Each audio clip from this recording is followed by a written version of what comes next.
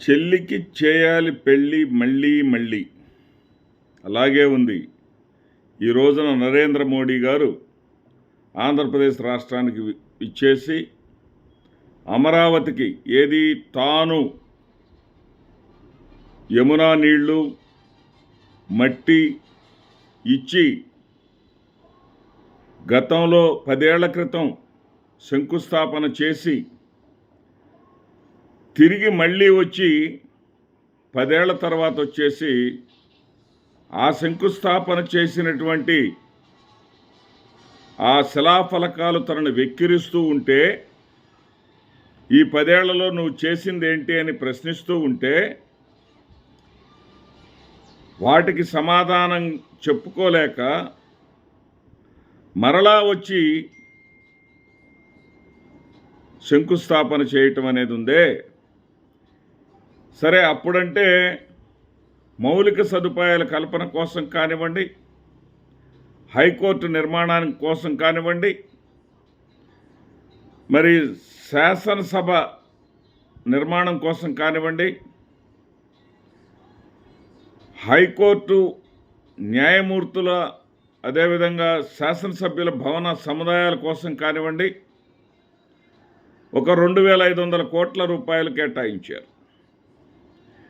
ఈ రోజున 2,500 కోట్లు 10 సంవత్సరాల క్రితం కేటాయించి ఈ రోజున ఏమన్నా మిన్నగా అంతకన్నా మిన్నగా ఏమన్నా ప్రకటిస్తారా అంటే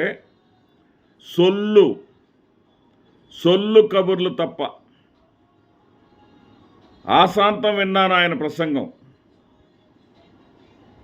కేంద్ర మంత్రి ఎర్రవనాయుడు కుమారుడు రామ్మోహన్ నాయుడు తెలుగులోకి అనువదించాడు. కొన్ని అంశాలను తెలుగులోకి అనువదించేటటువంటి పని లేకుండా చంద్రబాబు నాయుడు గారు, నేను, సోదరుడు పవన్ కళ్యాణ్ గారు మనమే చెయ్యాలి అని నొక్కి ఒక్కాణించారు. సొల్లు కబుర్లు తప్ప కొత్తగా ఒక్క పైసా విదల్చలేదు. ఎప్పుడో రాష్ట్రం మొత్తం కూడా బడ్జెట్ 900 కోట్ల రూపాయలు ఉండేది రైల్వే బడ్జెట్టు. ఇప్పుడు ఒక ఆంధ్రప్రదేశ్ రాష్ట్రానికే 9,000 కోట్ల రూపాయలు కేటాయించేశానని చెప్పేసుకున్నారు. అదేవిధంగా తాను ముఖ్యమంత్రిగా, గుజరాత్ ముఖ్యమంత్రిగా ఉన్నటువంటి రోజుల్లో హైదరాబాదులో ఉన్నటువంటి ఉమ్మడి రాష్ట్రానికి ముఖ్యమంత్రిగా ఉన్నటువంటి చంద్రబాబు నాయుడుని చూసి నేను చాలా నేర్చుకున్నాను. ఆయన ఐటీ రంగాన్ని ముందుకు తీసుకెళ్తా ఉంటే ఆయనను నేను కాపీ కొట్టాను. ఈరోజు ప్రత్యక్షంగా వచ్చి ఆంధ్రప్రదేశ్ అభివృద్ధిలో పాల్పంచుకుంటున్నానని చెప్పేసి పచ్చి అబద్ధాన్ని చెప్పారు.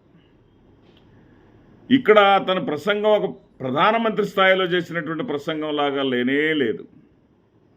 అది ఎలా ఉందంటే, ఆయన చేసినటువంటి ప్రసంగం తెలుగుదేశం పార్టీ వాళ్ళు స్క్రిప్ట్ రాసిస్తే ఆ స్క్రిప్ట్ను స్పష్టంగా చదివినట్టుగా ఉంది తప్ప ఆయనేదో ఆంధ్రప్రదేశ్ రాష్ట్రానికి ఈ యొక్క శంకుస్థాపన సందర్భంగా పత్రికలు రాసిన విధంగానే మనమేమి అనవసరమైనటువంటి విషయాల జోలికి పోవద్దు. 4,500 బస్సులను కేటాయించారు. 4,500 బస్సులను రాష్ట్ర వ్యాప్తంగా కేటాయించారు. అదేవిధంగా అక్కడికి వచ్చేసినటువంటి వాళ్లకు బిర్యానీ ప్యాకెట్లను సరఫరా చేశారు. అది కూడా పచ్చ మీడియానే రాసిందండి. వాళ్ళకి ఇబ్బంది కలగకుండా బిర్యానీ పొట్లాలను ఇచ్చారు. ఎండలు విపరీతంగా ఉన్నందువల్ల వాళ్ళకి నీడల్లో టెంట్లు వేశారు.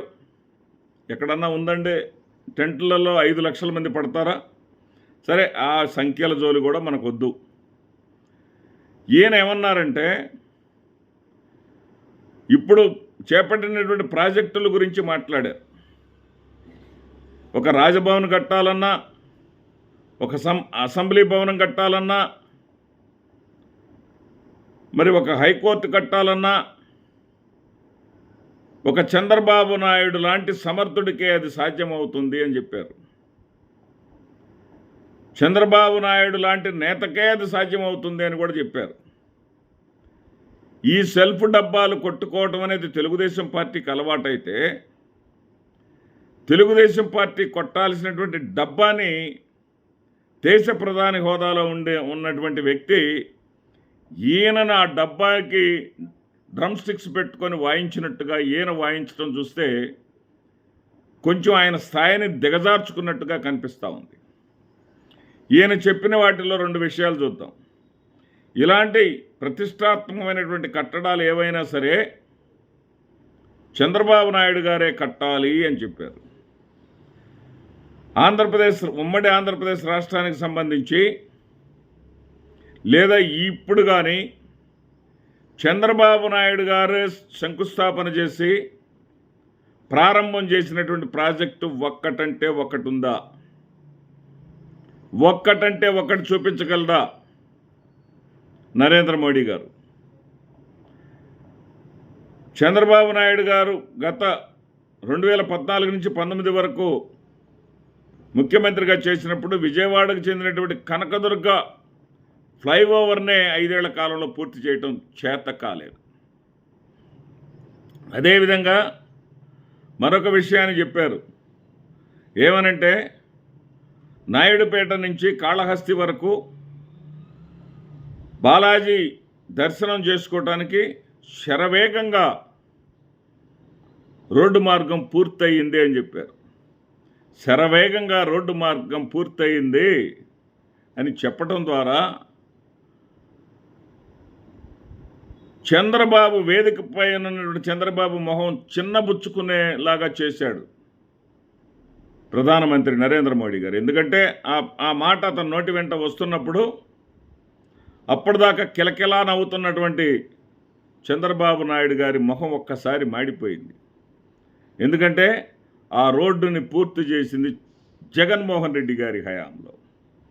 జగన్మోహన్ రెడ్డి గారి హయాంలో పూర్తి చేసి ఆ బాలాజీ ఫ్లైఓవర్ నేరుగా అలిపిరి దాకా చేసినటువంటి వ్యక్తి. అదేవిధంగా ఈ నాయుడుపేట నుంచి ఉండేటటువంటి ఆ డబల్ రోడ్డును కాస్త 4 లైనర్గా మార్చి బ్రహ్మాండంగా నిర్మించింది. నిధులు కేంద్ర ప్రభుత్వ నిధులే కావచ్చు, కానీ శరవేగంతో పనులు చేసింది జగన్మోహన్ రెడ్డి గారు. అదేవిధంగా వాళ్ళ నాన్నగారు అయినటువంటి రాజశేఖర్ రెడ్డి గారు Nehru outer ring road ORR ఉంది. ఆ నెహ్రూ ఔటర్ రింగ్ రోడ్ని శంకుస్థాపన చేసింది డాక్టర్ వైఎస్ రాజశేఖర్ రెడ్డి గారే. ఆయన హయాంలోనే పూర్తి చేసినటువంటి పరిస్థితి. విజయవాడ బెంచ్ సర్కిల్ దగ్గర చంద్రబాబు అసంపూర్ణంగా వదిలిపెట్టిపోయినటువంటి ఎడంవైపు బ్రిడ్జిని జగన్మోహన్ రెడ్డి గారు పూర్తి చేశారు. ఆ తర్వాత చంద్రబాబు నాయుడు గారు శంకుస్థాపన చేసి మాత్రం వదిలిపెట్టినటువంటి కుడివైపు బ్రిడ్జిని కూడా జగన్మోహన్ రెడ్డి గారు పూర్తి చేశారు. మరి ఎక్కడా వీళ్ళు చెప్తా ఉన్నది మాటలు ఎంతవరకు నిజం? అంటే ప్రజలేమన్నా అమాయకంగా కనపడతారా? ప్రజలేమన్నా పిచ్చివాళ్ళలాగా కనపడతారా? ఈ యొక్క దీనికి గతంలో 400 కోట్ల రూపాయలు వేస్ట్ చేసినటువంటి ఇదే చంద్రబాబు నాయుడు గారు ఈరోజు వాళ్ళు చెప్తున్నటువంటి లెక్కల ప్రకారం 700 కోట్ల రూపాయలు, 5 నుంచి 700 కోట్ల రూపాయలు ఈ రోజున శంకుస్థాపన ఖర్చు. ఎందుకంటే ఒక సాక్షి పత్రికకు తప్ప అన్ని తెలుగు పత్రికలకు, అన్ని ఇంగ్లీష్ పత్రికలకు, అన్ని ఉర్దూ పత్రికలకు, ఒక సాక్షి మీడియాకు తప్ప అన్ని టీవీ ఛానళ్లకు కూడా ఈరోజు ప్రోగ్రాం గురించి కోట్లాది రూపాయల మంచినీళ్ళ ప్రాయంగా ఖర్చు పెట్టారు. కోట్లాది రూపాయలను వెచ్చించారు. ఏమన్నా కొత్తగా సాధించారంటే సాధించింది ఏమీ లేదు. ఏదైతే వైఎస్ఆర్సీపీ ఆరోపణ చేస్తూ వచ్చిందో ఆ ప్రాంతం నిర్మాణయోగ్యం కాదు, మరి వరద ముంపుకు గురయ్యేటటువంటి ప్రాంతం అని వైఎస్ఆర్సీపీ చెప్తూ వస్తూ ఉందో అదే నిజమంటూ ఈ రోజున అనౌన్స్ చేసినటువంటి 11 ప్రాజెక్టుల్లో, అంటే ఈనాడు, ఆంధ్రజ్యోతిలో కూడా 11 ప్రాజెక్టులను అనౌన్స్ చేయడం జరిగింది.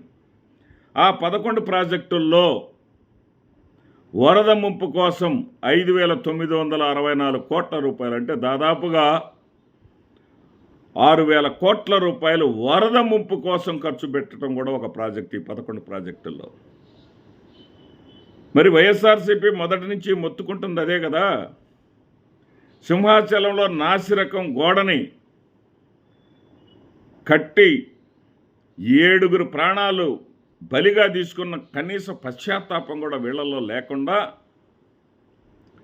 ఇక్కడ నాసిరకం కట్టేటటువంటి వీళ్ళు, కట్టడాలు కట్టేటటువంటి వీళ్ళు అక్కడ 375 కోట్ల రూపాయలతో విశాఖపట్నంలో అధునాతనమైనటువంటి భవనాన్ని, పాలనా భవనాలను ఋషికొండ మీద జగన్మోహన్ రెడ్డి గారు కడితే అది ప్రజాధన దుర్వినియోగం అని చెప్తారే, దానిని వినియోగించుకోవడం చేతగానటువంటి వీళ్ళు ఈ రోజున ఒక సభ నిర్వహణ కోసం అంతకన్నా ఎక్కువ డబ్బును ఖర్చు పెట్టడం ఎంతవరకు సబబు? పైగా పచ్చపత్రికలు జగన్ జంప్ అంటూ ఒక వార్త రాశాయి. జగన్ జంప్ అంటూ ఆంధ్రజ్యోతి, ఈనాడు పత్రికలు, 2 పత్రికల్లో కూడా వార్తలు రాశాయి. 11 సీట్లతో కుదేలైనటువంటి జగన్మోహన్ రెడ్డి ఆయనను ఆహ్వానించినప్పటికీ కూడా ప్రజలకు మొహం చూపించలేక, ప్రజలకి ఎదుట పడలేక శుక్రవారం నైటు బెంగళూరు వెళ్ళేటటువంటి ఆయన గురువారం నైటే ఒకరోజు ముందుగానే వెళ్ళిపోయాడు అని చెప్పేసి పిచ్చి వార్తలు రాశాయి. ఆహ్వానించారా ఆయన్ని? జగన్మోహన్ రెడ్డిని ఏ విధంగా ఆహ్వానించారో మనం చూడలేదా? ఒక సినిమా నటుడు, ఉప ముఖ్యమంత్రి సోదరుడైనటువంటి కొణిదెల చిరంజీవి గారిని ఇంటికెళ్ళి ఆహ్వాన పత్రిక చేతిలో పెట్టి ఆహ్వానించినటువంటి నేటి ముఖ్యమంత్రి చంద్రబాబు నాయుడు మాజీ ముఖ్యమంత్రి జగన్మోహన్ రెడ్డి గారికి ఒక ప్రభుత్వ ఉద్యోగి ద్వారా ఆహ్వాన పత్రిక పంపిస్తే అది జగన్మోహన్ రెడ్డి గారిని ఆహ్వానించినట్లా? జగన్మోహన్ రెడ్డి గారి మాజీ ముఖ్యమంత్రిగా 5 సంవత్సరాల పాటు ఈ రాష్ట్రానికి సేవలు అందించినటువంటి వ్యక్తికి ఇచ్చినటువంటి గౌరవం అదేనా? పైగా ఆ ఎమ్మెల్యేలు ఆదిరెడ్డి శ్రీనివాస్ చెప్తాడు, మా 175 మందికి ఆహ్వానాలు వచ్చినాయి, నా తోటి సహచర శాసనసభ్యుడైనటువంటి జగన్మోహన్ రెడ్డి కూడా రావాలని కోరుకుంటున్నాను. మీ అందరికీ ఉద్యోగస్తుడు వచ్చి అప్పచెప్పాడేమో, జగన్మోహన్ రెడ్డి గారికి కూడా ఉద్యోగస్తుడు వచ్చి అప్పచెప్తాడా? ముఖ్యమంత్రి గారు రావాలి, మాజీ ముఖ్యమంత్రి గారిని ఆహ్వానించాలంటే. అది రాజకీయ సత్సాంప్రదాయం. రాజకీయాల్లో విలువలను పాటించడం అంటే అది. ముఖ్యమంత్రి గారు రాలేకపోయినా ఒక మంత్రుల బృందాన్ని మాజీ ముఖ్యమంత్రి దగ్గరకు పంపించి ఆహ్వానం ఇస్తే జగన్మోహన్ రెడ్డి గారు ఖచ్చితంగా ఆగిపోయి ఉండేవాళ్ళు. పైగా దీంట్లో కూడా క్షుద్ర రాజకీయం. ఆంధ్రజ్యోతి పత్రిక 5 సంవత్సరాల పాటు అడిగిందేటగా అన్నీ ఇచ్చి సహకరించినటువంటి నరేంద్ర మోడీ మొహం చూసైనా సరే రావచ్చు, కానీ నరేంద్ర మోడీ పట్ల కూడా కృతజ్ఞత లేకుండా జనానికి మొహం చూపించాల్సి వస్తుందని మొహం చాటేసి జంప్ అయ్యాడని చెప్పి సిగ్గులేని వార్తలు. అంటే వార్తలు పెట్టుకుంది వీళ్ళు, పత్రికలు పెట్టుకుంది జగన్మోహన్ రెడ్డి మీద ద్వేషాన్ని కక్కటానికి, చంద్రబాబు నాయుడు భజన చేయటానికేనా? ఇంతేనా వీళ్ళు చేసేది? వీళ్ళు సాధించగలిగేది ఇదేనా? దీనివల్ల రాష్ట్రానికి ఏమి ప్రయోజనం? చెల్లి పెళ్ళి మళ్ళీ మళ్ళీ చేస్తారా ఎవరైనా? మళ్ళీ చేసేటటువంటి ఈ సంబరానికి కూడా తమ యొక్క జాకీలెత్తి లేపటానికి వీళ్ళు చేస్తున్నటువంటి ఈ యొక్క రోత ప్రచారం చూస్తుంటే సిగ్గేస్తూ ఉంది. నమస్తే.